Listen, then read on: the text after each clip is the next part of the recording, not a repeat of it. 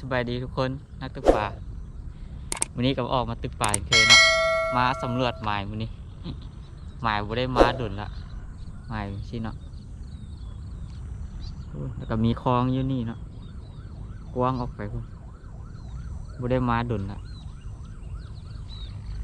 ไปติดตามน้ำกันว่าวันนี้สิมีแต้มบ่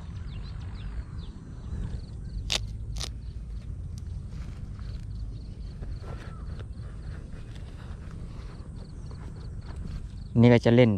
ผิวน้ำเนาะผีย่างผิวน้ำปลายางน้ำอยากแห้งแล้วเนาะน้ำลงละ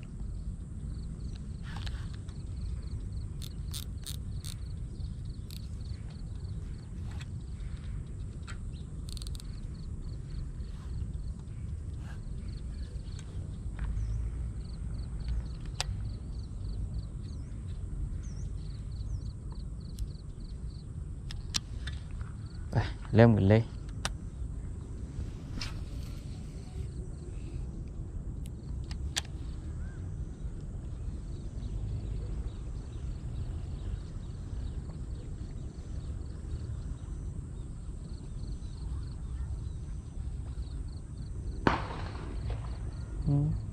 ไผยิงปืนเนาะ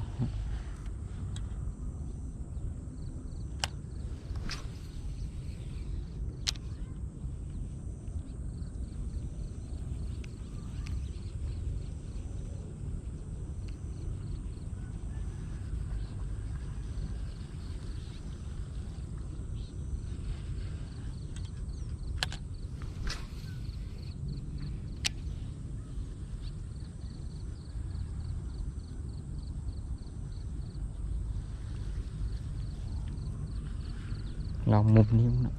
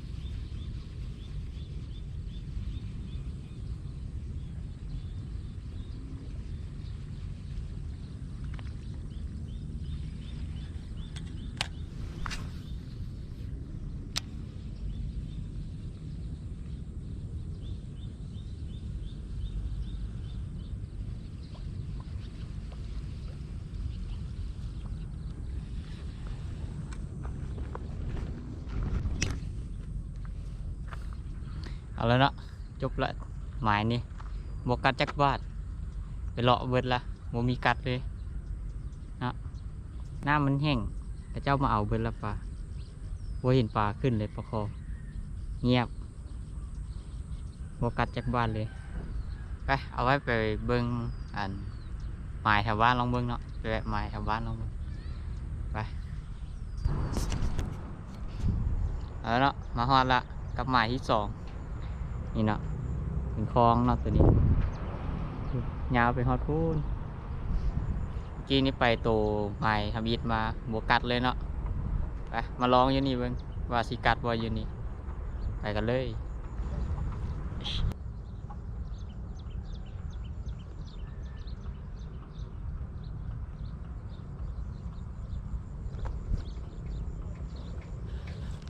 เริ่มกันเลยฝากนี่ก่อนเนาะ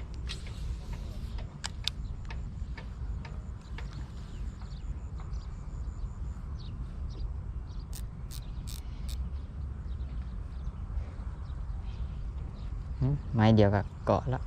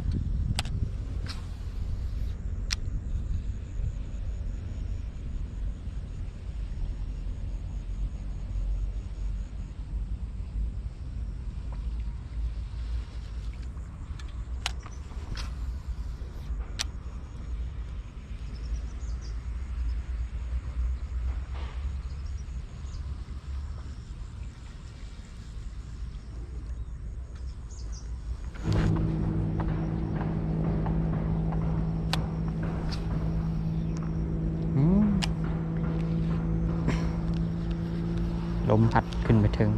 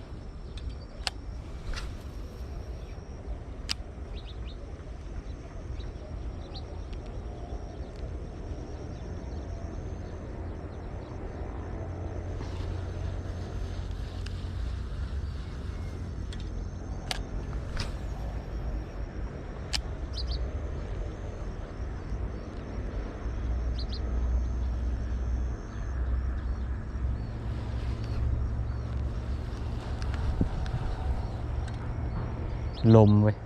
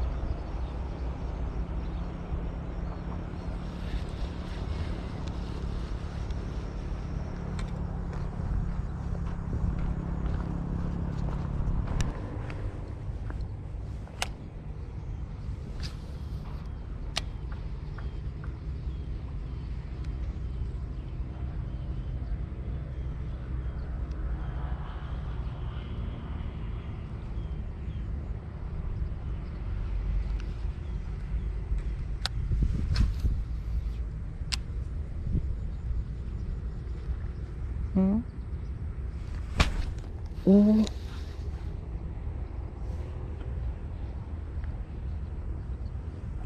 บ่ทันเมื่อกี้นี่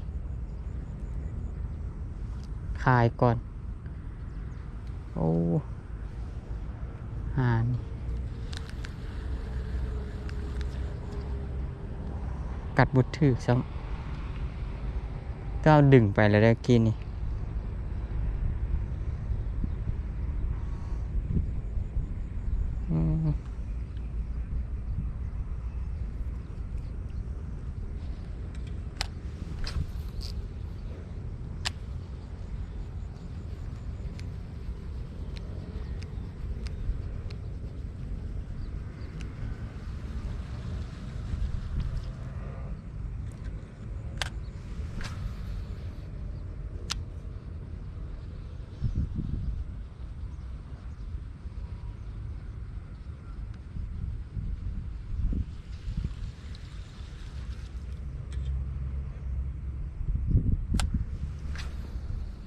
คายก่อนเว้ย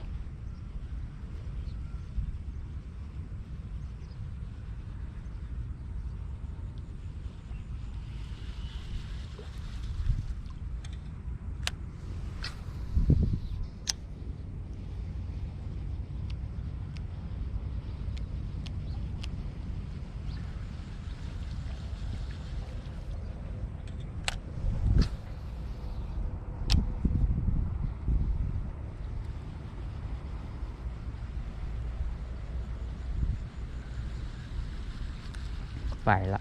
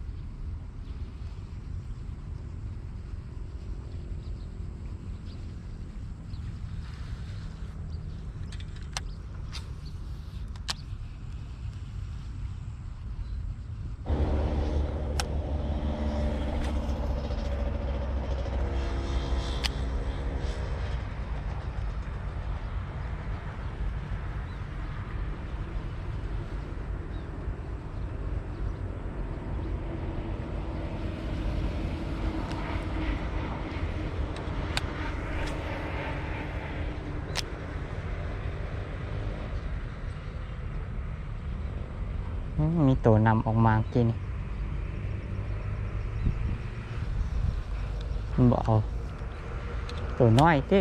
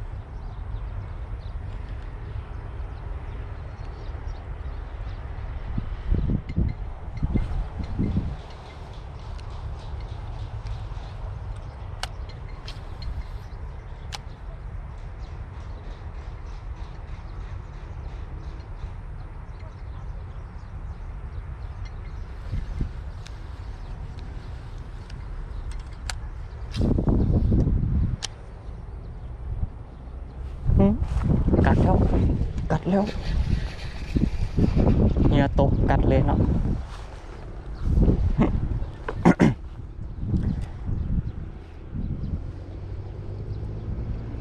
เอ้าดุดซ้ำ โอ้ดุดละไปเกาะผักตบยีลุมเนี่ยตกลงไปดึงไปเลย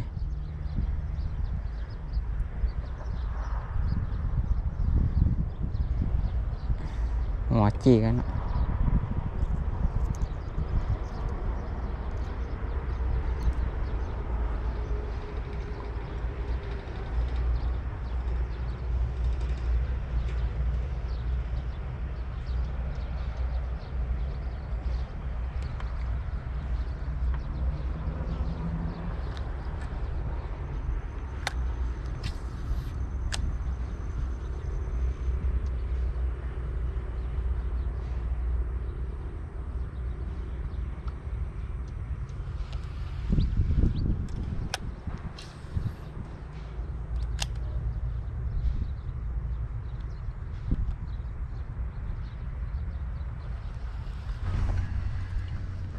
แล้วเนาะเข้าช่วงสุดท้ายละ